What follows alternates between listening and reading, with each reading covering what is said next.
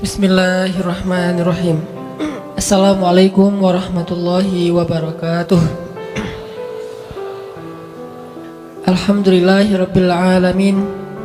Alhamdulillahilladzi la yukhayyibu man amalah wa la yaruddu man sa'alah wa la yaqta'u man wasalah wa la yaslubu man syakarah wala yakilu man tawakkala alaih. Asyhadu an la ilaha illallah wahdahu la syarikalah wa asyhadu anna Muhammadan abduhu wa rasuluhu la nabiyya ba'dah. Nahmadullaha ta'ala wa huwal mahmud wa huwa lil hamdi ahl wa nashkuruhu wa huwal mashkur wa huwal lisyukri ahl. Allahumma salli wa sallim wa barik ala sayyidina wa habibina wa nabiyyina wa azimina Muhammad wa ala alihi wa sahbihi ajma'in. Rabbi syrah li sadri wa yassir li amri wahlul 'uqdatan min lisani yafqahu qawli. Wa qala ta'ala a'udzu billahi minasy syaithanir rajim. Bismillahirrahmanirrahim. Qad aflahal mu'minun alladzina hum fi salatihim khashi'un walladzina hum 'anil lagwi mu'ridun. Shadaqallahul azim. Teman-teman yang dirahmati Allah Subhanahu wa taala, kita bersyukur malam ini bisa ngumpul di markas dakwah kita, Masjid Anak Muda, Masjid Gaul di Bandung. Maksudnya dari sini, di masjid ini berkumpul banyak anak-anak lintas komunitas. Kalau boleh disebut anak gaul, kalau nggak boleh anak nongkrong lah. Kadang-kadang ada yang disebut anak gaul merasa kayak aduh risih gitu kan, ya udah anak nongkrong. Walaupun dalam literasi Islam anak gaul, muslim gaul, ustadz gaul itu sesuatu yang sebetulnya bukan sesuatu yang baru dalam literasi Islam. Itu sesuatu yang memang ada akar sejarahnya, bahkan ada akar dalil ilmiahnya. Sebagaimana yang saya sering sampaikan pada konten-konten sebelumnya, bahwa yang namanya gaul dalam Islam itu pada dasarnya baik. Hanya mungkin istilahnya jarang dipakai. Istilah gaul jarang dipakai, yang banyak dipakai itu bergaul.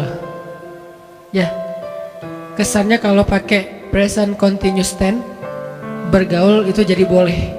Kalau pakai adjektif gaul itu jadi negatif. Dalam bahasa Arab fi'lul mudhari. Kita harus bergaul, boleh. Kita harus gaul, nggak boleh. Ini maksudnya gimana nih?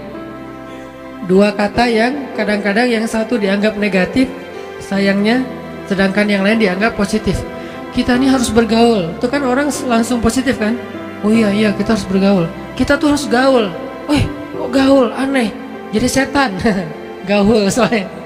Padahal itu sama aja, dari akar kata yang sama, hanya perubahan grammar, hanya perubahan dalam susunan bahasa. Saya akan sering mengulang-ulang hadis al-mu'min alladzi yukhalitun nas wa yasbir ala adahum a'zamu ajran minal mu'min alladzi la yukhalitun nas wa la yasbir ala adahum. Mukmin yang bergaul dengan manusia dan bersabar atas kekurangan dan gangguan mereka itu lebih besar pahalanya daripada mukmin yang tidak mau bergaul dengan manusia dan tidak sabar atas gangguan mereka. Namanya kita tampil di depan publik, pasti banyak hal-hal yang kadang bikin kita nggak nyaman.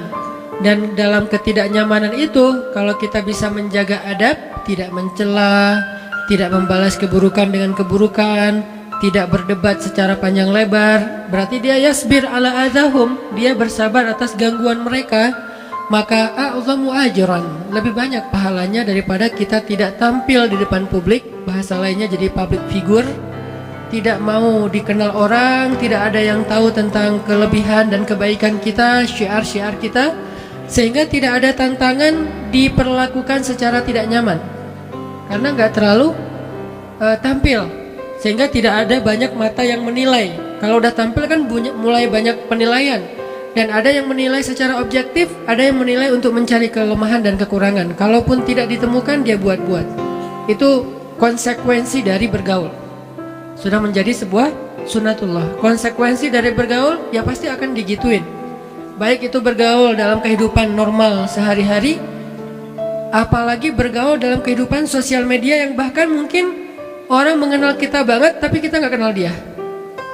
Searah gitu. Satu arah. Dan ketika dalam kondisi kita bergaul lalu kita diperlakukan secara tidak nyaman, baik dengan kata-kata atau dengan sikap atau dengan apapun bentuknya, dan kita bersabar. Arti bersabar bukan diam, arti bersabar menjaga sikap. Kita tidak berlaku jahil. Jahil itu artinya kehilangan kontrol dalam sikap kita, attitude kita, akhlak kita.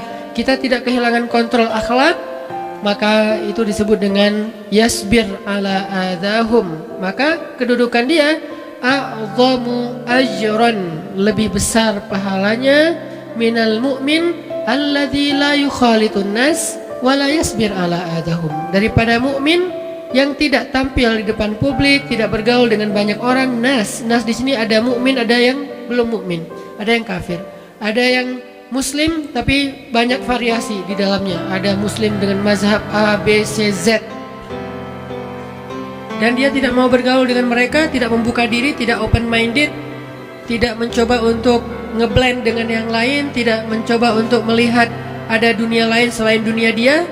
Berarti dia tidak mendapatkan dinamika dan konsekuensi dari pergaulan. Dia tetap mukmin, hanya dia tidak lebih baik daripada tadi orang yang dengan segala macam dinamika pergaulan dan konsekuensi dari pergaulan itu. Sehingga saya sebut Masjid Al-Latif ini masjid gaul karena di dalamnya berkumpul anak-anak muda Bandung lintas genre, lintas kampus, lintas sekolah, lintas komunitas, lintas selera dan segala macam, yang insya Allah semua kita mencoba untuk belajar wise, belajar lebih bijak dalam menyikapi perbedaan-perbedaan kecil, sehingga nanti itu melatih kita untuk bisa lebih bijak menyikapi perbedaan-perbedaan besar. Dan itu maksud saya dengan istilah masjid gaul atau anak muda gaul. Jadi arahnya adalah ke yasbir ala adahum. Kalau kita bergaul tapi tidak sabar dengan gangguan orang lain, maka kita tidak memenuhi syarat pergaulan secara islami. Kita tampil depan publik tapi marah-marah. Kita tampil depan publik tapi kita debat. Kita tampil di depan publik, kita gaul dengan banyak orang tapi semua dijudge. Berarti kita tidak memenuhi syarat bergaul dalam konteks hadis tadi. Karena Nabi tidak bilang gini, al-mu'min alladzi yukhalitun nas a'zamu ajran minal mu'min alladzi la yukhalitun nas. Mukmin yang bergaul lebih besar pahalanya daripada mukmin yang tidak bergaul. Enggak gitu hadisnya.